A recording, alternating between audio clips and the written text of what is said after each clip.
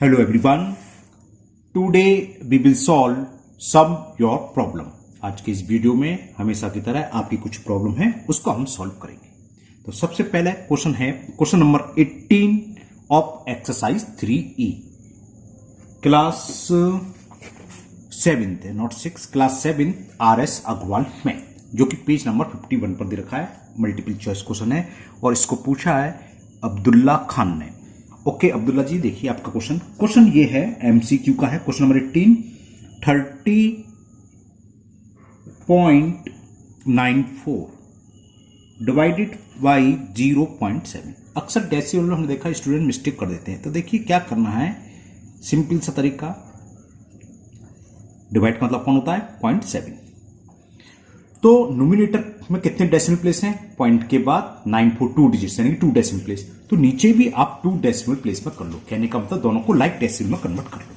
ये तो पता ही, आप लास्ट में हम कितने भी जीरो इंसर्ट कर सकते हैं। हमने एक जीरो बढ़ा दिया तो कोई फर्क नहीं पड़ा। यहां भी डेसिमल का 2 डिजिट्स, यहां भी डेसिमल के 2 डिजिट्स। अब आप डेसिमल से डेसिमल रिमूव कर दो तो ये क्या हुआ 3094 यानी कि 3094 अपॉन 70। ये शायद 7 से कैंसिल हो रहा है। 7 बन जा 0 यानी कि 7 10 70। 7 से देखें 7 4 जा 28, 2 कैरी 2 9 29 हो गया। 7 4 जा 28 कैरी 1 1 4 14, 7 2 जा। तो बस अब तो आपको समझ में आ गया। तो क्या ये मत करना कि इसको आप दोबारा 2 से काटो, 2 से कैंसिल हो रहा है। अपॉन में 10 100 तो सही है, क्योंकि एक डिजिट का डेसिमल लग जाएगा, क्योंकि 10 है। तो क्या हो गया 44.2। क्योंकि हम लोग कॉपी चेक करते हैं तो हम देखते हैं स्टूडेंट ये कर देते हैं कि 2 से काट दिया, 5 फिर डिवाइड कर रहे हैं और टाइम वेस्ट कर रहे हैं। ये तो जानते हैं आप 10 100 1000 हो, अगर 10 है तो 1 डिजिट्स के बाद डेसिमल। तो ये इसका आंसर हो गया 44.2, जो कि हमें ऑप्शन ए में गिवन है। तो option A is the correct option. Okay Abdullah ji, मुझे उम्मीद है आपको, अब्दुल्ला खान जी, कि आपकी प्रॉब्लम सॉल्व हो गई होगी। Now next problem. तो ये क्वेश्चन है next, question number 15 exercise 9C class 7th RS Agarwal में, जो कि पेज नंबर 136 पर। ये भी मल्टीपल चॉइस क्वेश्चन है और इसको पूछा है रीना भदौड़िया ने। ओके रीना भदौड़िया जी, आपका प्रॉब्लम ये है, क्वेश्चन ये है 15 a worker make a toys every 2/3 are, यानी कि 2/3 आर में एक टॉयज बनता है। एमसीक्यू मैं शॉर्ट में लिख दे रहा हूं कि इन 2/3 आर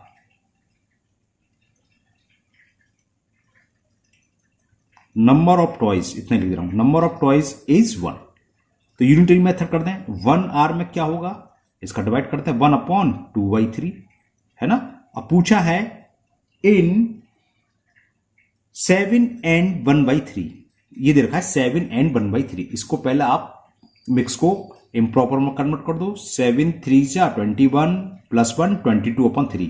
तो हमें ये निकालना है कि 22/3 आर में कितने टॉयज बनेंगे। तो 3 ऊपर चला जाता है, ये 3/2 और 22/3 से हो जाएगा मल्टीपल।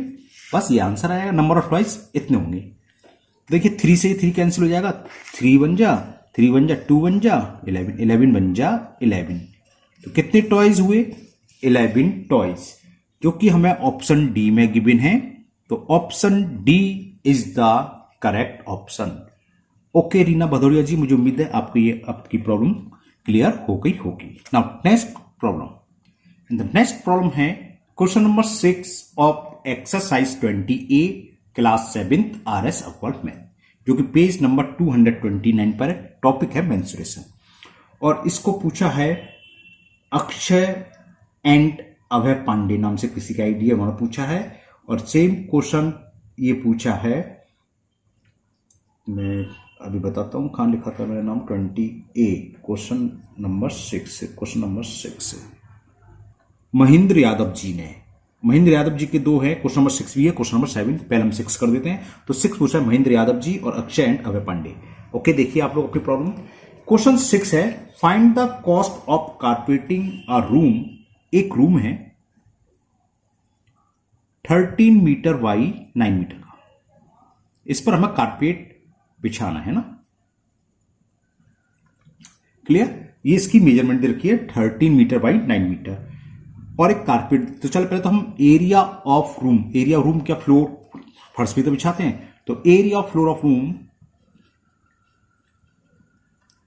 या एरिया फॉर कारपेटिंग ऐसे लिख दो, जो कारपेट बिछाना उसके लिए कितना एरिया होगा ये निकालने। और फर्श जो होता है फ्लोर का एरिया क्या होता है, ये रेक्टेंगल शेप हो रहा है, लेंथ इनटू ब्रेथ, ये तो होता है length into breadth is the area of floor या रेक्टेंगल। तो एरिया फॉर कारपेटिंग, जो हमें कारपेटिंग करनी है उसके लिए एरिया निकालने कितना बैठेगा, वो आएगा लेंथ इनटू विथ, 13 9 जा 117 स्क्वायर मीटर। और जो विथ देखिए कारपेट की वो दे रखी है 75 सेंटीमीटर। तो आप लिख लो विथ ऑफ कारपेट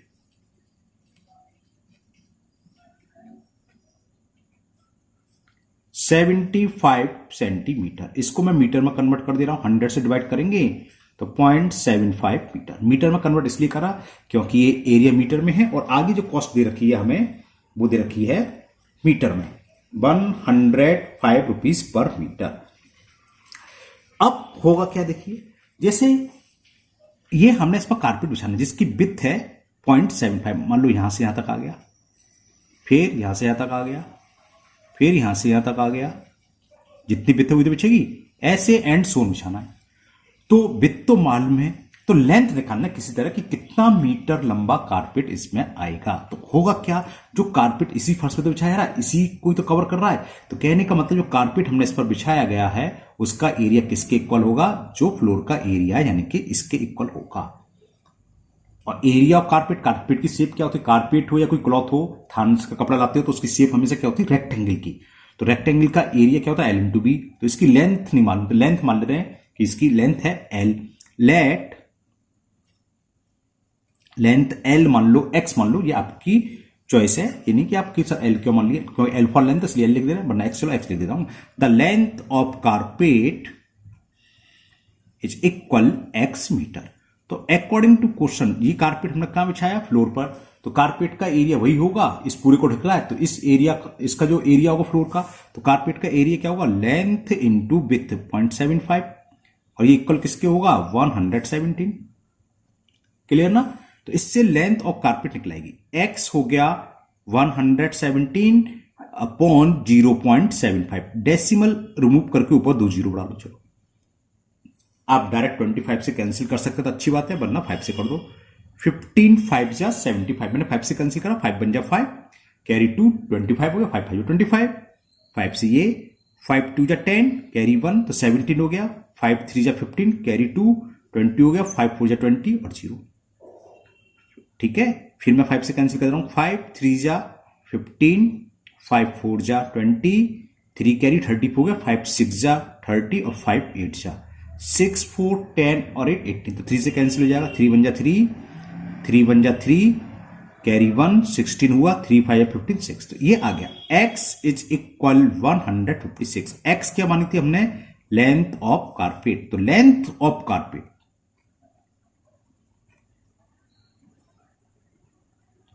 ये आ गई 156 मीटर, जो कारपेट हमने इसमें बिछाया ऐसे ऐसे करके। तो कितना मीटर लंबा कारपेट खरीद के लाए थे हम, 156 मीटर। इसकी कॉस्ट पूछी है, if at the rate of 80 rupees per metre is. अब यहां कॉस्ट का विशेष ध्यान रखना, हमें कॉस्ट दे रखी है कारपेट की, मैं यहां लिख देता हूं, कॉस्ट ऑफ कारपेट ये दे रखी है ₹80 पर मीटर। कुछ गड़बड़ सड़बड़ कर दिया मैंने, ये क्वेश्चन अच्छा 6 कर रहे थे, सॉरी, हाँ ये मैंने 8 का पढ़ लिया, सॉरी 7 का पढ़ लिया है ना, ये नहीं है, 6 का अलग है। 6 की दे रखी है 105 rupees per metre. Cost of carpet दे रखी, cost of carpet is equal ₹105 per metre. तो हमारे पास 1 मीटर की कॉस्ट 105 है, तो टोटल कितनी लेंथ है कारपेट की, 156, यानी कि हमें क्या करना है, 105 से इसमें मल्टीप्लाई कर दें तो कॉस्ट ऑफ कारपेट निकलेगी। तो बस, तो कॉस्ट ऑफ कारपेटिंग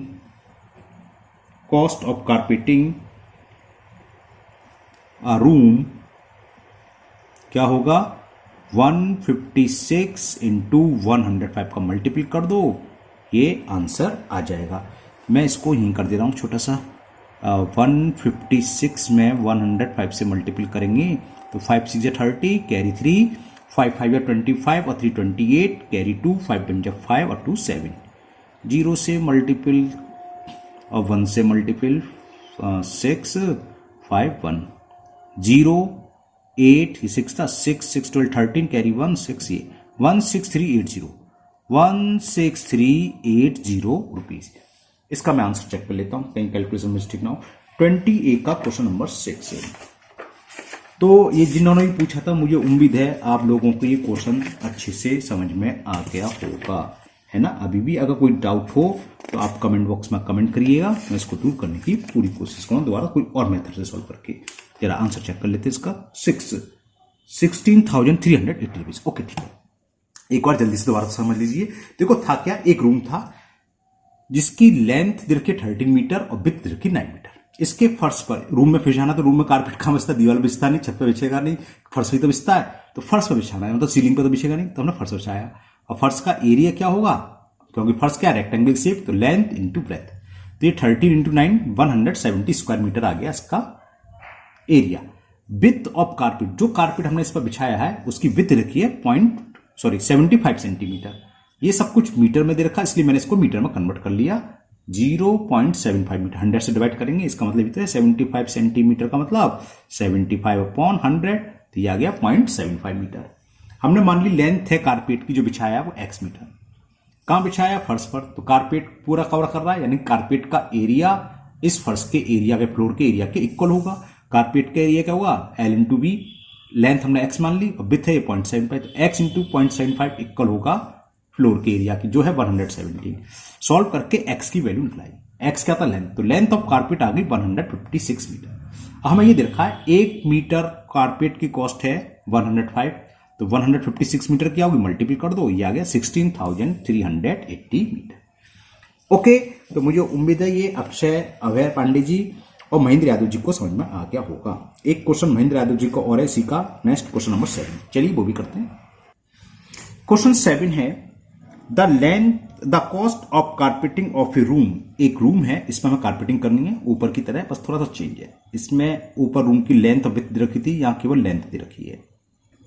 तो मैं दोबारा पढ़ता हूं, the cost of a room 15 metre long with a carpet of width 75 centimeter at 80 rupees per meter is 19,200। मतलब क्या है, इसकी विड्थ नहीं दे रखी और जो कारपेट बिछाया है उसकी विड्थ वही है जो ऊपर थी 75 सेंटीमीटर। तो पहले मैं लिख देता हूं, है ना, width of carpet is 75 centimetre और 100 से मैंने डिवाइड करा तो 0.75 मीटर हो गया। अब है क्या, सुनिए, हमें इस रूम में जो कारपेट बिछाया है उसकी टोटल कॉस्ट दे रखी है, cost of carpeting, cost of carpeting of the room, है ना, जो हमने कारपेटिंग करी है, यानी कारपेट जो बिछाया है, cost of carpeting of room ये हमें दे रखी है, और वो दे रखी है 19,200 रुपीज। और कॉस्ट क्या है, रेट, रेट और कॉस्ट में अंतर हो। रेट मतलब एक फिक्स है कि हमारे पास 1 किलो आलू 20 रुपए का है, कितना भी खरीदे वो रेट हो गया ना। तो रेट ऑफ कारपेटिंग दे रखी है यहां, और वो दे रखी है रेट 80 रुपीज पर मीटर, ₹80 पर मीटर, ठीक है। अब आप बता सकते हो कुल कितना कारपेट खरीदा होगा, कितनी मीटर लेंथ क्या होगी कारपेट की। देखो 1 मीटर आता है 80 रुपीज में, इसका रिवर्स बोलूं कि मैं 160 रुपीज लेके गया, जबकि 1 मीटर है 80 रुपीज का, तो मैंने कितना मीटर कारपेट खरीदा। बिल्कुल सही कह रहे हैं आप लोग, 2 मीटर। कैसे निकाला, जो टोटल अमाउंट लेके गया उसमें डिवाइड करते हैं 80 से। तो यहां हमारे पास कुल खर्चा आ रहा है 19,200, तो हमने कितना मीटर लेंथ का कारपेट खरीदा हुआ, इसमें इससे डिवाइड कर दें। तो लेंथ ऑफ कारपेट क्या हो जाएगी, लेंथ ऑफ कारपेट होगी टोटल कॉस्टिंग जो हुई है हमारी कारपेटिंग की, डिवाइडेड बाई कॉस्ट जो रेट है पर मीटर का। 0 से ये 0 कैंसिल, 8 से शायद कैंसिल हो जाएगा, 8 1 जा 8 2 जा 16, 3 कैरी, 3 2 32, 8 4 जा 32, ये तो ये निकला है। ओके, अब इसमें सुन ली पूछा क्या है, find the width of the room. अब इसका उल्टा, इस रूम के फ्लोर का एरिया वही होगा जो कारपेट का एरिया होगा। विड्थ हमने मान ली x मीटर, चलो मैं लिख ही लेता हूं। Let width of the room is x metre, let width of the room is equal x metre. तो जो फ्लोर है उसका एरिया क्या होगा, length into width. Length 15 metre दे रखी है, विड्थ हमने x मान ली, और इसके ऊपर हमने कारपेट बिछा दिया, पूरा कवर कर दिया। तो क्या होगा, ये एरिया फ्लोर का एरिया वही होगा जो कारपेट का एरिया है, और कारपेट का एरिया क्या होगा, L इंटू बी। लेंथ कितनी है इसकी, ये रही 24 मीटर निकाली थी हमने, लेंथ ऑफ कारपेट 240 मीटर, और विड्थ कितनी है 0.75। तो विड्थ रख दी, बस सॉल्व कर लेंगे, x निकलेगा। तो x हो गया 240 इंटू 0.75 अपॉन 15, नीचे आ गया, क्रॉस मल्टीपल जिसे बोलते हैं, और डेसिमल रिमूव करके नीचे मैंने 2 जीरो इंसर्ट कर लिए। 0 से 0, 15 से कैंसिल कर दिया, 15 10 जा और 15 5 जा होते हैं 75, 5 1 जा 5, 5 2 जा और 2 से ये 12। तो x की वैल्यू आ गई 12, यानी कि विड्थ ऑफ द रूम हो गई 12 metre. Width of the room is equal 12 metre. Okay, तो महेंद्र यादव जी, मुझे उम्मीद है आपकी ये प्रॉब्लम सॉल्व हो गई होगी, है ना। Now next question, next problem है क्वेश्चन नंबर 3, एक्सरसाइज 3A। ये क्लास 6 आर्यसफल मैथ का है, जो कि पेज नंबर 45 पर है, और इसको पूछा है मोहम्मद समीम हुसैन ने। ओके मोहम्मद समीम जी, आपकी प्रॉब्लम ये है, क्वेश्चन ये है, how many whole number are there between 1032 and 1209। इन दोनों के बीच में कितने नंबर हैं। तो हम ये तो है नहीं कि नंबर लिख के देखेंगे, तो देखो करते क्या है, जो बड़ा नंबर है उसमें से छोटे नंबर को माइनस कर दो, और -1 फिर और कर देना। क्यों, अभी बताऊंगा। लिखोगे देयर आर, अच्छा तो छोड़ दो, पहले सब्ट्रैक्ट कर दे, 1209 में से माइनस कर दो 132 और -1, इतने नंबर होते हैं। कैसे समझ लो, ये इसमें अक्सर मिस्टेक कर देते हैं स्टूडेंट्स, इसमें से इसको माइनस कर देते हैं बस, तो आंसर गलत हो जाता है। हम आपसे पूछें कि 7 और 5 के बीच में कितने नंबर हैं, तो क्या है, 5 और 7 के बीच में होल नंबर एक ही है 6, और अब 7 में से आप 5 करना सब्ट्रैक्ट, 7 - 5 से 2 आ गया, जबकि नंबर एक ही है, तो इसलिए -1 और करते हैं, ये रूल है, फॉर्मूला है ना। तो इसको हमने करा तो कितना हो जाएगा, 1209 - 1033 -1032 -1 -1033, सब्ट्रैक्ट कर दो, आंसर आ जाएगा। 9 में से 3 सब्ट्रैक्ट करा 6, 0 से होगा नहीं तो बोरो ले लिया, 10 में से 3 गया 7, यहां रह गया 1, और 1 में से 0 176, तो ये आंसर हो गया। तो आप लिखना चाहो ऐसे लिख सकते हो, there are 176 whole number between 1032 and 1209। Okay Mohammad Samim Hussain ji, मुझे उम्मीद है आपको ये डाउट आपका क्लियर हो गया होगा। हो सकता है आपने जब माइनस करा तो ये -1 करना भूल गया। देखो इस तरह के जो सवाल आते हैं ना, अपनी तरफ से कोई भी एग्जाम्पल सोच लो। मान लो हम सिंपल देख लिया, 2 और 5 के बीच में कितने नंबर कितने हैं, 3 4। आपने 5 में से 2 सब्ट्रैक्ट करके देखा 3 आ रहा है, जबकि एक कम आ रहा है, यानी कि -1 और करते होंगे। एक से नहीं, 1-2 एग्जाम्पल सोच के देख लो। पहली बात तो मालूम होना चाहिए, है ना। तो होता है बड़े या लार्जर होल नंबर में से जो स्मॉलर है उसको सब्ट्रैक्ट करो और -1 और करते हैं, है ना। तो इतने नंबर होंगे। There are 176 whole number between 1032 and 1209। Okay Mohammad Hussain ji, now next करते हैं नेक्स्ट प्रॉब्लम। नेक्स्ट प्रॉब्लम है question number 13 of exercise 9C class 6 RS Agarwal में, जो कि पेज नंबर 144 पर है, और इसको पूछा है शालिनी सहाय ने। ओके शालिनी जी, देखिए आपकी प्रॉब्लम। उन्होंने कमेंट बॉक्स में लिखा है I don't understand. Okay no problem, हम दोबारा समझाते हैं। क्वेश्चन 13 ये है, Deepak is twice as old as his brother Prakash. यानी कि इसका मतलब क्या है, दीपक की एज अपने भाई विकास की डबल है। अगर विकास 5 ईयर्स का है तो दीपक क्या है 10 ईयर्स का। अगर विकास 15 ईयर्स का है तो दीपक है 13 का, 15 टू या 30, 2 टाइम्स का है।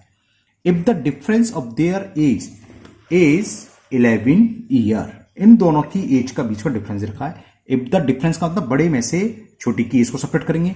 If the difference of their age भी 11 ईयर्स, तो फाइंड देयर प्रेजेंट एज, उनकी प्रेजेंट एज फाइंड करनी है। चलिए करते हैं।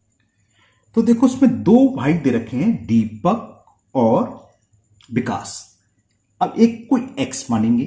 किसकी एक्स मानते हैं? जो इंडिपेंडेंट हो। मान आप किसी भी सकते हो, इजी पड़ता है जो इंडिपेंडेंट हो। इंडिपेंडेंट से मतलब किसी पर डिपेंड ना हो। यहां पर क्या है, दीपक डिपेंड है विकास पर, क्योंकि कह रहा है Deepak is twice as old as his brother Vikas.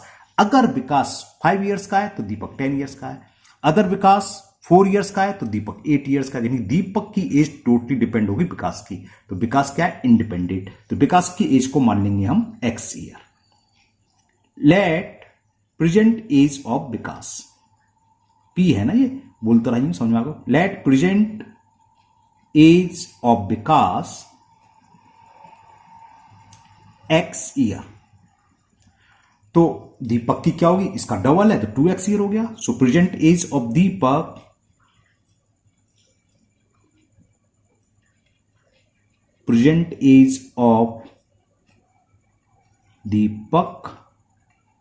Will be, इसकी डबल है, 2 टाइम्स का डबल तो 2 से मल्टीपल कर दो, 2x ईयर्स हो गए। अब अकॉर्डिंग टू क्वेश्चन में क्या दे रखा है उसके अनुसार, इसका मतलब according to question. Difference between age is 11 years. Difference का मतलब क्या होता है? बड़ी की एज में से छोटी की एज को माइनस कर दो। बड़ा कौन है? 2x बड़ा है, दीपक बड़ा है, तो इसका डिफरेंस यानी कि 2x माइनस x, ये हमें दे रखा है कितना? 11। तो 2x में से x सब्ट्रैक्ट करा, x बचा, तो x की वैल्यू आ गई 11। फिर पूछा है find their present age. Okay Shalini ji, मुझे उम्मीद है आपको समझ में आ रहा होगा। बस अब तो हो गया, x की वैल्यू पुट कर दो। तो प्रेजेंट एज ऑफ विकास हो गई 11 ईयर्स। चलिए लिखते हैं,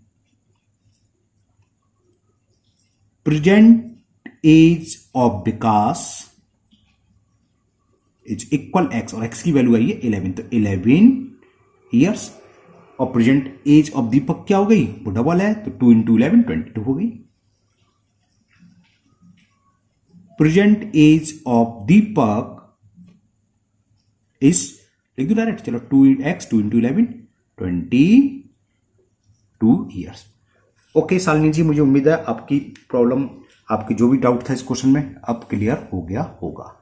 नाउ नेक्स्ट प्रॉब्लम, तो ये last problem in this video and the question is 12 exercise 80 class 6 RS Agarwal में, जो कि पेज नंबर 137 पर गिवन है। और इसको पूछा है शोभा साय ने। शोभा जी ओके, देखिए इन्होंने लिखा है आंसर इज रॉन्ग। हो सकता है हम लोग को, मैंने अभी ये वीडियो चेक करी नहीं है कि मैंने आंसर रॉन्ग करा, तो इससे मैंने सोचा कर ही देता हूँ यहाँ, है ना। आपकी प्रॉब्लम होगी जो भी, अगर डाउट होगा तो क्लियर हो जाएगा। ओके देखिए शोभा जी, देखते हैं, हम भी देखते हैं, फिर बाद में वीडियो भी चेक करूंगा अपनी कि क्या मिस्टेक हुई है। 3 माइनस, ये तो मान में पहले हम स्मॉल ब्रैकेट को सॉल्व करते हैं।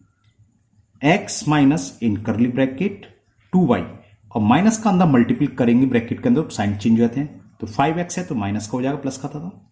ये y है तो माइनस का y हो गया, और माइनस माइनस प्लस 3, और बाकी ये क्या है 2x स्क्वायर।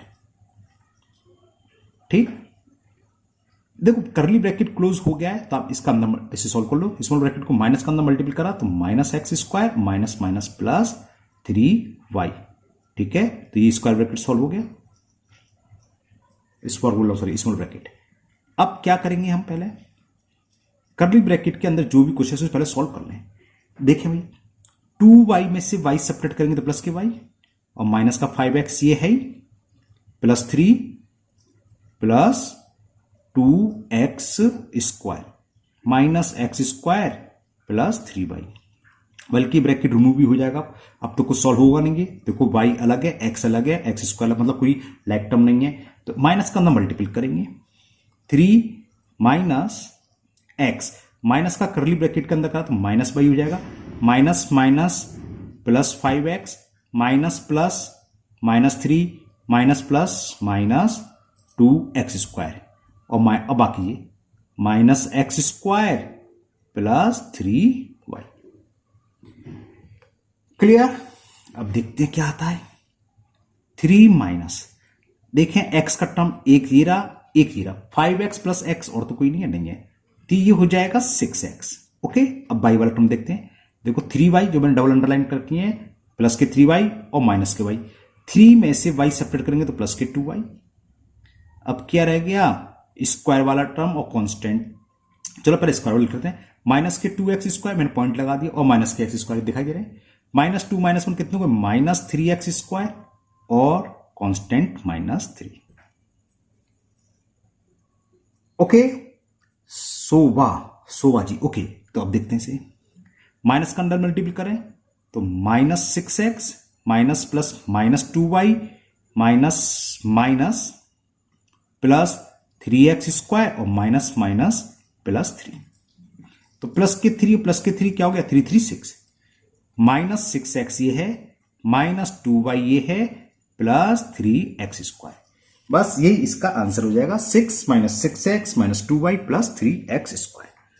ओके, हाँ ये हो सकता है, मैंने जो पहले वीडियो डाली हुई थी वो पुराने एडिशन से हो सकती है, तो ये हो सकता है अंदर कोई डिजिट्स, क्योंकि मैंने देखा था बाद में कि कुछ पुरानी बुक न्यू एडिशन और ओल्ड एडिशन में थोड़ा सा अंतर है, कुछ डिजिट्स चेंज हैं, तो ये हो सकता है इसलिए वहां कुछ अलग आंसर हो। मैंने अभी चेक नहीं करा है, तो मैंने न्यू एडिशन से ये सॉल्व कर दिया दोबारा। जो भी आपकी डाउट हो शोभा जी, तो मुझे उम्मीद है आपको क्लियर हो गई होगी।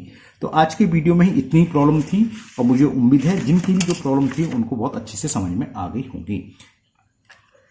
फिर भी अगर आपकी इसके अलावा कोई और भी प्रॉब्लम रहेगी तो आप कमेंट बॉक्स में कमेंट करें, मैं उसको दूर करने की पूरी कोशिश करूंगा। और अगर बहुत से लोग पहली बार वीडियो देख रहे होंगे इनमें से, अगर आप लोग पहली बार वीडियो देख रहे हैं तो चैनल को सब्सक्राइब करना ना भूलें। साथ ही साथ आप भी अपनी जो भी प्रॉब्लम है कमेंट बॉक्स में कमेंट करके पूछ सकते हैं, मैं उसको सॉल्व करने की पूरी कोशिश करूंगा। फिर मिलते हैं नेक्स्ट वीडियो में। Thank you, have a nice day.